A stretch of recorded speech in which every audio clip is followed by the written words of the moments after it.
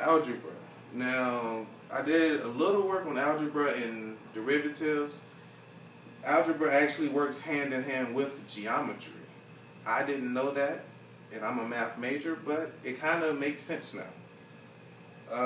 Algebra also helps solve linear equations in different systems within mathematics, and also as well as quadratic equations and so forth and so on. Algebra is also actually a kind of big topic within math. Calculus. Calculus was actually created by Isaac Newton with help with Getterfield. And pretty much calculus, it provided an independence of official approach doing derivatives and different evaluations. Calculus also works hand in hand with the derivatives as long as algebra. That's why they kind of are first in my presentation.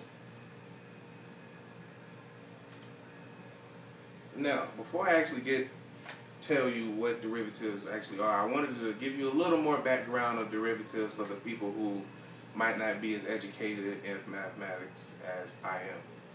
A little history of derivative is actually famous from Greek. So the Greek gods or the Greek family, as far as Archimedes and I forgot really how to pronounce his name, Eduardo. Pretty sure I messed it up, but the main focus in Greek mathematics was the three names. Also, within derivatives, it's important for research and different calculus problems. That's also why calculus was before the history. Now, derivatives, which we all love in mathematics, especially in college levels. No, we don't. Derivatives are one of the most important tools in mathematics and core calculus, algebra, and also a little bit in trigonometry. Used in geometrics and geometry, derivatives help find a slope and a curve, and the rate of change, meaning that goes back to the example that I gave you before, the PowerPoint, where if you have a certain amount of corn, rate of change, interest goes up, you might still be making the same amount of money, but somebody else might be profiting off of you. It's a tricky business, but it's a lot safer than a lot of other ones out in America. Now, derivatives was found by Isaac Newton, and Isaac Newton also was the creator of calculus. That's why I also have a PowerPoint of him. He's very important within mathematics. Isaac Newton worked out the basis of calculus in 1665 through 1666. He created the derivative function as f derivative of x. And he also helped work out the chain rule within derivatives. The next one we have Gottfried Deck. Gottfried is actually from Germany. That's why his name is kind of non-familiar with us. He introduced the dx and the dy as differences between constant values. He also helped Isaac Newton with calculus as far as derivatives.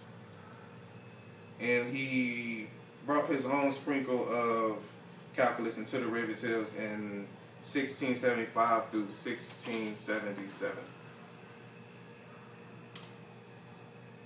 And financial derivatives. Financial derivatives goes right back to the story that I told you before. Financial derivatives is fairly new to the field of mathematics, and also was made in 1970s.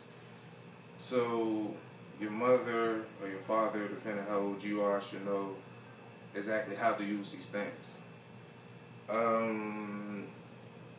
The definition of finance derivatives are creating a security or contract that details the exact value for the relationship of another asset that streams followed of crop, which means if you sign a contract or a legal statement saying that you're going to pay this amount of money to this certain people, no matter how the stock works, you're going to get your money. Derivatives. I'm pretty sure everybody, or I hope everybody, is familiar with the derivative formula, which is df over dx in parentheses x equals f, or the function of f equals lim